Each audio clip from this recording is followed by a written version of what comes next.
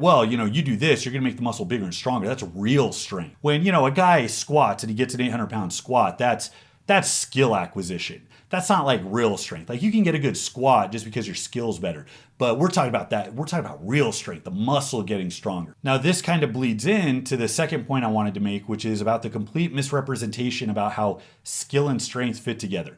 Because this is where Jay really overstepped, because he stepped into my territory, which is training for strength and performance. So he so bought into this idea that training super, super slow with really light weights to failure over one set for a couple of exercises, it's so effective at building muscle and increasing muscular strength that this is what strength athletes should be doing in the off season. Now, it's unclear as to what he was saying. I mean, I take times off where I dick around, where I don't do anything, where I do something completely unrelated to lifting to give myself a break. That is valuable in an entire year of training, but you're talking about a couple of weeks, maybe a month before you start into the serious training again. The question is, how much of the off season should be spent doing that? And while he didn't explicitly say, the way he was speaking to Elliot Hulse, who is a strongman competitor, leads me to believe he thinks a big chunk of it should be spent that way. He was flat out saying, this is the way you're gonna get stronger while staying injury free, and you only need to do skill right before a contest because you're already skilled. You're not going to get more skill. When we're talking about skill with compound movements, with barbell movements, we're not just talking about balance. We're not just talking about finding the pocket. We're not just talking about getting into the bottom of a squat without face planting. That stuff is pretty easy to get. These are pretty low tech movements. That stuff doesn't take a ton of preparation, but skill is not different from strength and size. I had guys in the comment that literally said, I had one guy said, Olympic lifters don't care about size or muscular strength. They just care about skill in their sport. It was one of the dumbest things I've ever read in my entire life. Like my jaw hit the floor. It's like, so Chinese lifters don't do bodybuilding work to try and add size to their frame. Olympic lifters don't go through volume phases specifically for the purpose of putting on muscle tissue. Muscular strength is not important to somebody trying to clean and jerk 500 pounds? What world are you idiots living in? So there's this obvious treatment that, well, you do this, you're gonna make the muscle bigger and stronger. That's real strength. When, a guy squats and he gets an 800-pound squat, that's skill acquisition. That's not like real strength. Like you can get a good squat just because your skill's better. But we're talking about that. We're talking about real strength, the muscle getting stronger. You could have a study, some experiment, whatever, that looks at individual muscles and establishes that your hamstrings are the strongest hamstrings that have ever been found in the human species. If you can't pick 500 pounds off the floor because you are such low skill, or because the other muscles don't coordinate with each other as well, or because you're just a lop, it's the same as not being very strong. So ask yourself, what is the real important placeholder for strength? Which proxy do you want to look at? Do you want to look at like the cellular level, like what happens when we take the muscle out of the system? You look at a muscle in vitro and say, oh, well, this contracts really, really well. Or do you need to look at the system as a whole and figure out what your capability is as far as producing force out in the real world? And to that end, your ability to lift weights, to lift barbells, is the best proxy we have for real functional, useful strength. That's why it is the backbone of all sports. So skill and muscular strength and size, they're not these two separate things. They overlap very, very heavily because you get to be a pretty skilled squatter, let's say pretty quickly. But when you get to the point where you squat 700 pounds, you might be very skilled, very comfortable. In some very real sense, you don't have the skill to squat 900 pounds because it's not just the balance and coordination.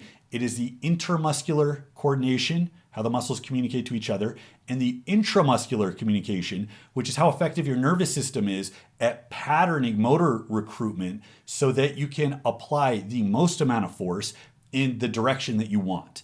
And all of that is stuff that you have to drill year round. Now you can't very well, there's exceptions and people that try to do this, but you can't very well do all of it all at once all the time. So we break it into phases.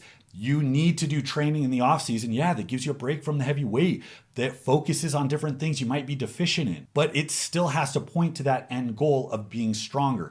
Part of that means having more muscle, but the muscle has to be built in the context of the way you're going to utilize it. And that's why we take a back seat from the very, very heavy lifts.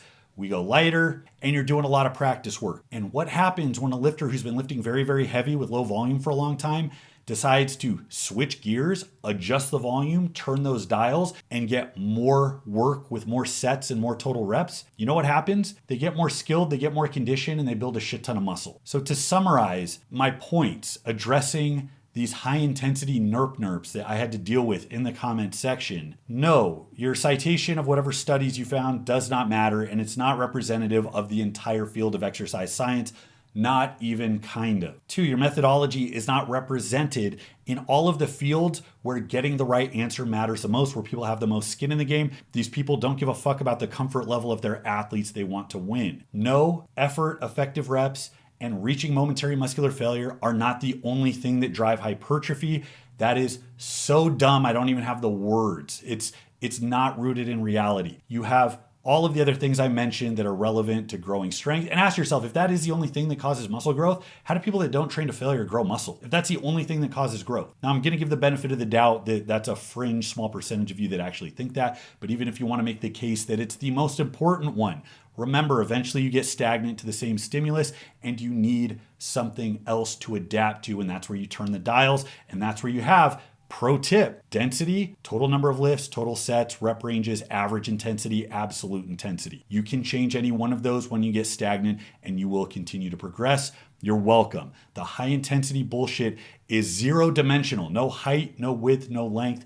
It is a point on a map that should be the game plan for how to play 3-dimensional chess. But you guys haven't even formed a line yet. You're just a point on a map, 0-dimensional. No, a couple of sets of momentary muscular failure are not more difficult than volume approaches. That can be verified by any high-performing athlete who has used high-volume methods successfully.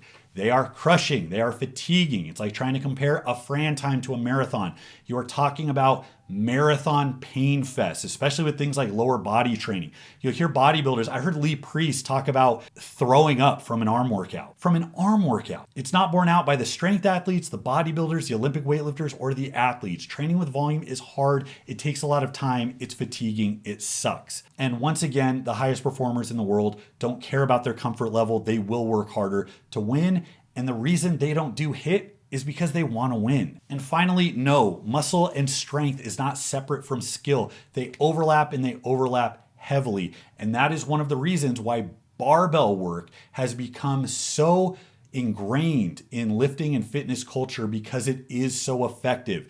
In the process of getting better at lifting, you also give yourself a way to improve performance, get stronger, and expose yourself to more stress. You get more bang for your buck. That's what's known. And any novice and most intermediate lifters, as they get stronger, as they do fast reps, as they work with heavy weight, as they practice skill over many, many sets, their nervous system improves, allowing them to use more motor units, which are more muscle fibers that they can stimulate for growth, which means they get bigger. So that is my rant on the high intensity goobers. Sorry to drag this out. I promise the next video is going to be a little more useful for you guys looking to know the actual methodology that you should be using to implement your programming, no matter what your programming is. Even you high intensity guys, keep doing what you're doing. But when it stops working, I'll have some tricks for you. Thanks so much for watching, guys. Hate, questions, comments, leave them in the comment section. Better yet, take it to Patreon. That is the easiest way to get in touch with me. And it's also where I post my workouts daily. So you can actually see how I use these training principles in real time. Right now I'm prepping for Worlds, which is in the beginning of November. And once again, go ahead and check out Boost Camp for Bull Mastiff, my new program, FULLSTERKUR, and a whole host of other free programs from your favorite athletes and coaches. Thanks again, guys. Until next time, this is Bromley. I'll see you.